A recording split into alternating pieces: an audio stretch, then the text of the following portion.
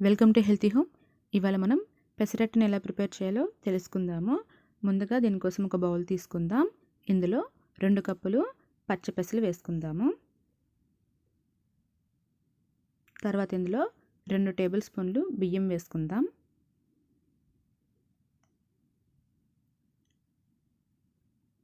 ఇప్పుడు 2 టేబుల్ స్పూన్లు మినపప్పును వేసుకుందాము. తర్వాత 1 టేబుల్ స్పూను శనగపప్పును వేసుకుందాము.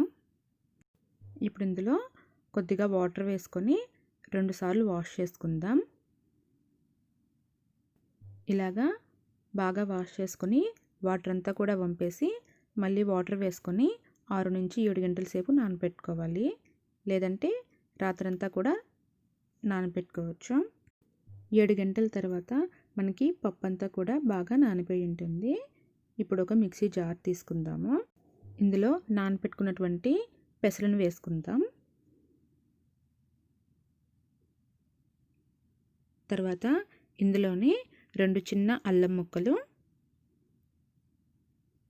5 నుంచి 6 పచ్చిమిర్చి,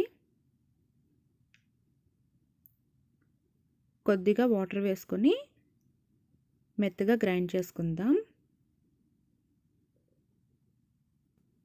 మరీ దోసపిండిలా కాకుండా మనకి ఇడ్లీ బ్యాటర్ లాగా గ్రైండ్ చేసుకోవాలి. ఇప్పుడు దీన్నంతా కూడా ఒక బౌల్లో తీసుకుందాము. బౌల్లోకి తీసుకున్న తర్వాత 2 నిమిషాల పాటు ఇలాగ బాగా మిక్స్ చేసుకుందాం. ఇప్పుడు ఇందులో రుచికి సరిపడినంత సాల్ట్ వేసుకుందాము. 1 స్పూను జీలకర్ర, కొద్దిగా వాటర్ వేసుకొని దోసపిండి కన్నా కూడా కొద్దిగా గట్టిగా ఉండేలాగా కలుపుకోవాలి.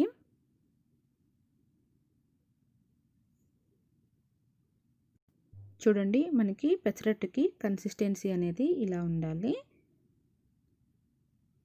ఇప్పుడు పిండిని పక్కన పెట్టుకుందాము. తర్వాత స్టవ్ వెలిగించుకొని దోశ ప్యాన్ పెట్టుకుందాం. ఇప్పుడు ప్యాన్ కాగిన తర్వాత పెసరట్టుని వేసుకుందాము. కొద్దిగా పిండిని తీసుకొని నార్మల్గా దోశల్ని ఎలా అయితే వేసుకుంటామో అలాగే వేసుకోవాలి. ఇప్పుడు పైన కొద్దిగా సన్నగా కట్ చేసుకున్నటువంటి ఉల్లిపాయ ముక్కలు వేసుకుందాము. తర్వాత కొద్దిగా కొత్తిమీర, కొద్దిగా క్యారెట్ తురుము వేసుకుందాము.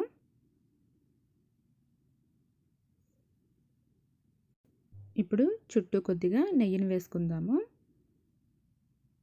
నెయ్యికి బదులుగా ఆయిల్ కూడా వేసుకోవచ్చు, కానీ నెయ్యి వేసుకుంటే పెసరట్టు మనకి చాలా టేస్టీగా ఉంటుంది. చూడండి, మనకి పెసరట్టు అనేది రెడీ అయిపోయింది. ఇప్పుడు దీన్ని ఒక ప్లేట్లోకి తీసుకుందాము. ఇప్పుడు మనం పెసరట్టు సెకండ్ ఫోల్డింగ్ చూద్దాము. పెసరట్టు వేసుకుని అది మనకి రెడీ అయిన తర్వాత ట్రయాంగిల్ షేప్లో మార్క్ చేసుకోవాలి. చూడండి ఇలాగా. తర్వాత ఒక్కొక్క ఎడ్జ్ని ఫోల్డ్ చేసుకుంటూ రావాలి.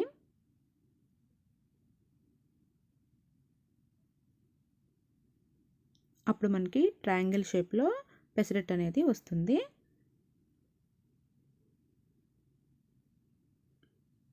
ఇప్పుడు దీన్ని కూడా ప్లేట్లో తీసుకుందాం. ఇంతేనండి, ఎంతో టేస్టీగా ఉండేటువంటి పెసరట్టు. ఈ పెసరట్టు అనేది మనకి అల్లం చట్నీ అయినా పల్లి చట్నీ అయినా దేంట్లోకైనా చాలా టేస్టీగా ఉంటుంది. పెసరట్టు చేసేటప్పుడు చాలామందికి గట్టిగా వస్తూ ఉంటాయి.